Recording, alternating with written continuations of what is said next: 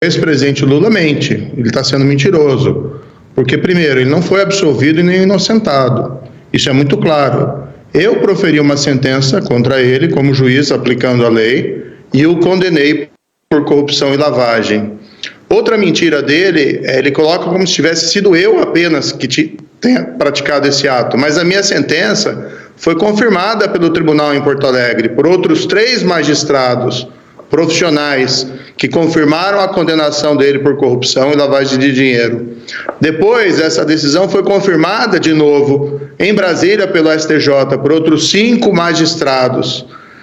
Ele ainda foi condenado no processo do sítio de Atibaia, em relação ao qual até hoje não deu uma explicação por que as empreiteiras Odebrecht e OS fizeram obras e reformas milionárias no sítio que ele utilizava como se fosse proprietário. Ele foi condenado nesse processo por uma outra pessoa, por uma juíza corajosa de Curitiba. E essa decisão também foi confirmada no tribunal em Porto Alegre. Então não fui eu apenas, foram vários juízes que o condenaram, que viram as provas e o reputaram culpado. Depois houve anulação, 3 anos depois, pelo Supremo Tribunal Federal, num julgamento que eu reputo um grande erro judiciário do Supremo Tribunal Federal, mas ainda assim o próprio Supremo Tribunal Federal jamais disse que o presidente era inocente ou o absolveu no mérito das acusações. Então pende sobre o Lula, sobre o candidato, uma nuvem negra, que são as condenações e as provas da corrupção na Petrobras durante o governo dele, que ele não explicou, porque não é um caso de corrupção isolado no tempo e no espaço. O que foi revelado pela Lava Jato, e todo mundo bem sabe, é a corrupção vinculada a um projeto de poder, assim como foi no caso do Mensalão. Algo muito diferente desse quadro, em que o presidente mente, no sentido de que ele pretende combater a corrupção ou pretendeu combater a corrupção no passado. Quem pretende fazer isso não instaura uma perseguição e uma difamação contra aqueles que cumpriram apenas o seu dever. Ministro, eu quero aproveitar a sua participação aqui no CNN Prime Time para te perguntar sobre uma outra questão também que envolveu o seu nome agora no último dia 3 de setembro, em que a Justiça Eleitoral cumpriu mandados de busca e apreensão na residência do senhor, que é candidato ao Senado pelo Paraná, aí pela União Brasil, por conta da impressão, né, de santinhos que estariam irregulares, segundo denúncia feita por uma série de partidos. Eu gostaria que o senhor também trouxesse a sua resposta em relação a essas irregularidades que foram apontadas aí na apreensão destes materiais de campanha considerados irregulares. Como que o senhor viu essa operação? Não, perfeito. Olha, no tempo da Lava Jato, em que eu era juiz e aplicava a lei, porque tinha um grande escândalo de corrupção, nós não recuamos, não varremos sujeira para debaixo do tapete.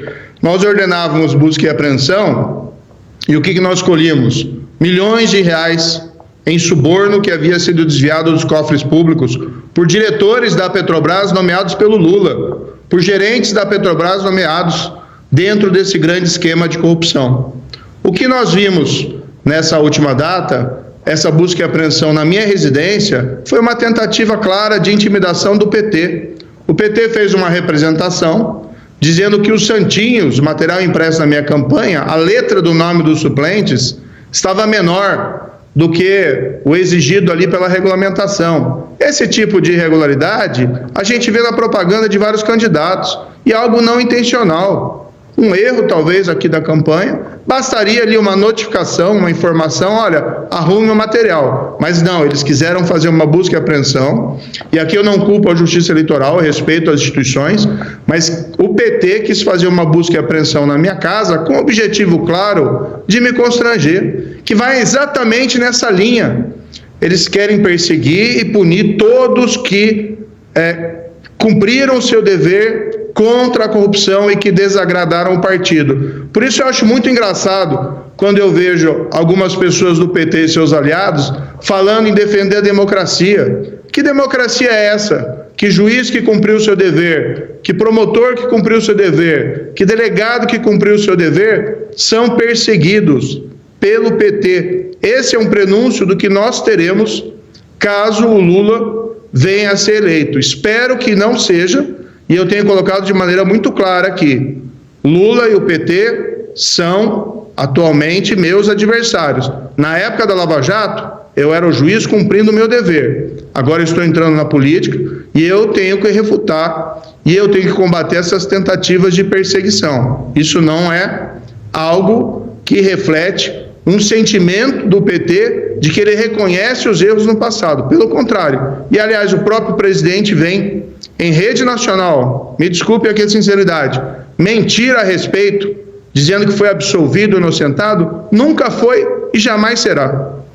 Ministro, antes da gente passar só a pergunta aqui para colegas que também querem questioná-lo sobre outros assuntos, o senhor está mencionando mais de uma vez a perseguição que o senhor tem sofrido e que sofreu como juiz que cumpriu o seu dever. Mas o Supremo Tribunal Federal mencionou mais de uma vez que a Justiça Federal foi incompetente, teve incompetência, teve parcialidade no julgamento dos casos envolvendo o ex-presidente Lula. O senhor em nenhum momento reconhece que tenha havido que o senhor tenha ultrapassado um limite na hora de julgar estes casos, de fato, na forma como o senhor atuou com o Ministério Público Federal, ou justamente pelos motivos da Justiça Federal apontarem que o senhor foi incompetente na hora de analisar estes casos ou de julgá-los? Eu posso te dizer com muita tranquilidade, quem foi condenado e preso na Operação Lava Jato se encontra em uma dessas duas situações. Ou pagou propina, ou recebeu propina. E o que nós tínhamos era um passado de impunidade no Brasil da grande corrupção. Quantos e quantos escândalos nós vimos e nada acontecia. E a Lava Jato, ela foi feita, foi um marco que quebrou essa impunidade. E ela não foi o trabalho de um juiz, de um procurador, de um delegado. Foi um trabalho da sociedade que deu apoio. Começou aqui no Paraná, teve um grande apoio da população paranaense. Muita gente me diz, inclusive, que só foi possível porque começou no Paraná. Depois ganhou um apoio da opinião pública nacional, daqueles milhões de brasileiros que saíram às ruas protestando. Então, todas essas pessoas foram enganadas. Não tem 6 bilhões de reais que a Petrobras já declarou oficialmente, que retornaram aos cofres da Petrobras por conta da investigação da Operação Lava Jato. Eu ouço às vezes falar de excessos da Operação Lava Jato. Quais foram os excessos? Criminosos que foram presos? Isso é império da lei. Isso é governo de leis. É assim que se faz aí uma grande democracia. Agora, eu estou me colocando como candidato ao Senado pelo Paraná. Eu quero retomar essa bandeira do combate à corrupção, da segurança pública e levar isso para o Senado. Porque a gente precisa ter um Senado forte e atuante para combater esse tipo de patifaria e evitar a volta da corrupção do PT, caso ganhe as eleições. Espero que não aconteça. O senhor terá o espaço que cabe ao senhor para justamente contar suas propostas e falar de sua campanha eleitoral, mas agora eu quero passar uma pergunta aqui ao nosso colega Yuri Pita. Vamos lá, Yuri. Obrigado, Evandro. Boa noite, ministro. O senhor falou que eu ia perguntar ao senhor, mas acho que o senhor já respondeu a minha pergunta quando o senhor disse que o PT é o seu adversário, que o senhor entrou na política. Posso inferir que depois da sua eleição, ganhando ou não a eleição para o Senado, o senhor vai continuar em campanha a favor de Bolsonaro e contra o ex-presidente Lula, que o senhor não quer que volte ao poder. Mas o senhor falou também que a Lava Jato foi o primeiro momento em que houve condenação de autoridades, sendo que o senhor mesmo participou no gabinete da hoje presidente do Supremo Tribunal Federal, Rosa Weber, como juiz da ação penal 470, o julgamento do mensalão, que levou à prisão ex-ministros como José Dirceu, ex-deputados como Roberto Jefferson, Valdemar Costa Neto, hoje presidente do PL, ao qual está afiliado o presidente Jair Bolsonaro.